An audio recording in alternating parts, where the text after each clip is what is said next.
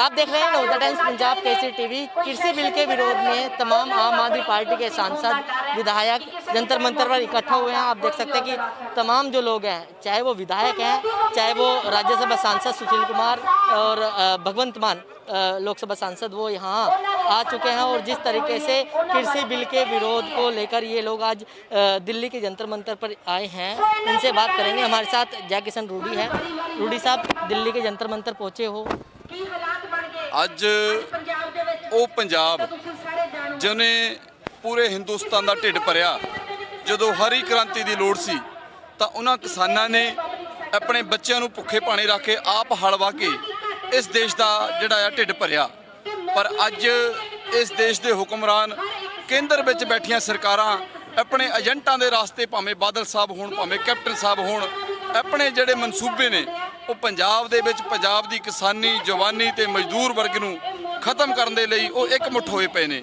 ਅੱਜ ਪੰਜਾਬ ਦੇ ਕਿਸਾਨਾਂ ਦੇ ਨਾਲ, ਪੰਜਾਬ ਦੇ ਮਜ਼ਦੂਰਾਂ ਨੂੰ ਨਾਲ ਲੈ ਕੇ ਅਸੀਂ ਮੋਦੀ ਦੇ ਦਰ ਤੇ ਬੈਠਣ ਆਏ ਆ, ਉਹਦੀ ਮਕਾਨ ਦੇਣ ਆਏ ਆ ਕਿ ਇਹਦੇ ਨਾਲ ਪੰਜਾਬ ਦਾ ਕਿਸਾਨ ਖਤਮ ਹੋ ਜੂ, ਪੰਜਾਬ ਦਾ ਜਿਹੜਾ ਮਜ਼ਦੂਰ ਹੈ ਉਹ ਖਤਮ ਹੋ ਜੂ। ਅੱਜ ਅਸੀਂ ਉਹਨਾਂ ਦਾ ਹਾਰਾ ਦਾ ਮਾਰਨ ਦਿੱਲੀ ਦੇ ਜਿਹੜੇ ਆ ਕਿੰਗਰੇ ਉਹਨਾਂ ਨੂੰ ਹੱਥ ਪਾਉਣ ਆਏ ਆ। मैडम, आप लोग भी अपने हलके में जो किसान है वो लगातार प्रदर्शन कर रहे हैं, आप लोग भी जंतर मंतर पर आए हैं, लेकिन बीजेपी कह रही है ये किसान के हितैषी बिल है। नहीं, ये हितैषी बिल नहीं है, किसानों के साथ भी धोखा हो रहा है।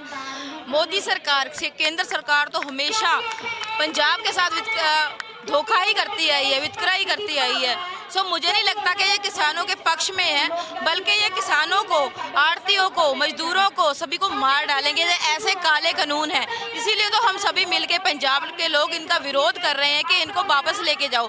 ये प्राइवेट कंपनियों के हक में है। अभी पंजाब में 20 करोड़ का जो कपास है वो अभी ले चुकी हैं प्राइवेट कंपनियां, लेकिन रेट MSP के अकॉर्डिंग नहीं है। हालांकि होना चाहिए था 58,000 तक होना चाहिए था, लेकिन उतना नहीं है, 5500 तक होना चाहिए था। कितना है? 4000 तक है। तो फिर ये तो धोखा ही है ना। पहले से ही उनको MSP के अकॉर्डिंग नहीं मिल रहा, तो अब तो क्या ही मिलना है। और पहले तो मकई हो गई, कपास हो गया, गन्ना हो गया, उन पे तो मिल ही नहीं रहा था। अब इन्होंने ये काली कानून लेके ये गेहूं और ये धान की फसल को भी इसमें से निकाल दिया है। सो इसलिए हम इनका डट के विरोध कर रहे हैं कि ये काले कानून वापस लीजिए। तो बिल्कुल आम आदमी पार्टी के जो सांसद हैं लोकसभा भगवंत मान, वो हमारे साथ मौजूद हैं। साहब, आखिर दिल्ली पहुंच ही गए हो? दिल्ली तो काफ़ी देर से पहुंचे हुए हैं। दिल्ली तो तीसरी बार आम आदमी पार्टी की सरकार बनी है। प्रदर्शन करने के लिए नहीं, पहले पार्लियामेंट में जब हमारा फर्ज बनता था वहाँ दिल्ली पहुंचे, और 15 सितंबर को, फिर 17 सितंबर को जब ये बिल आए, जोरदार विरोध किया।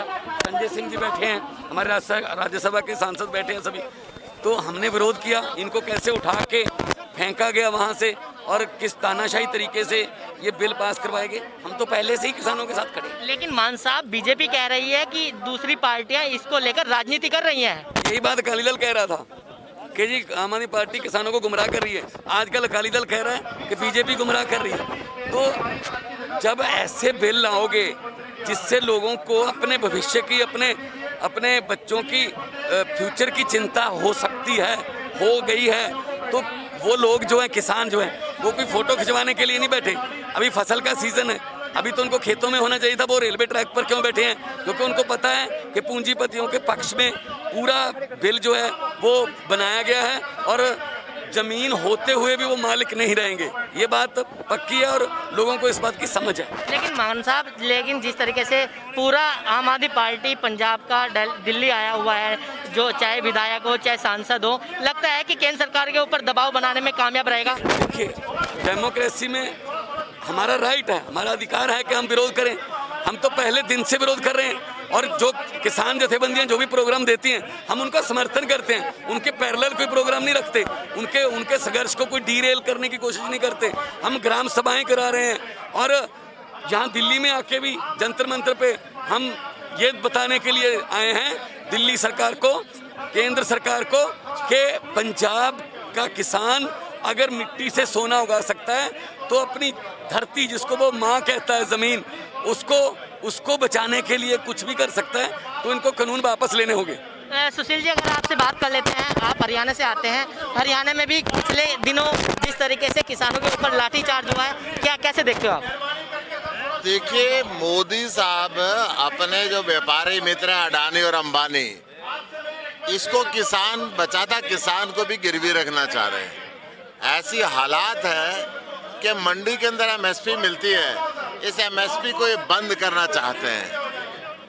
हिंदुस्तान का किसान की मौत पे हस्ताक्षर है सीधा सीधा ये जो बिल ले आए हैं तीनों। लेकिन जिस तरीके से हरियाणा सरकार भी लगातार किसानों को समझाने की बात कर रही है, पहले कांग्रेस की तरफ से ट्रैक्टर यात्रा निकाली गई, विरोध में किसान बचाओ रैली निकाली गई, उसके बाद बीजेपी ने भी अपनी ट्रैक्टर यात्रा निकाली है, धन्यवाद मोदी जी का धन्यवाद करने के लिए। क्या लगता है कि इस पूरे मुद्दे पर राजनीति हो रही है?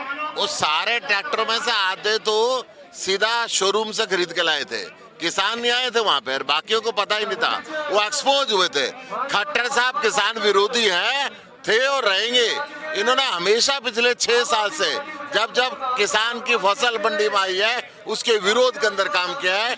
कभी यूरिया के नाम पे पिटवाया है, कभी मंडी के सिस्टम के नाम पे पिटवाया, और अब एमएसपी को खत्म कर रहे हैं। लेकिन राज्यसभा सांसद संजय सिंह जी हमारे साथ मौजूद हैं।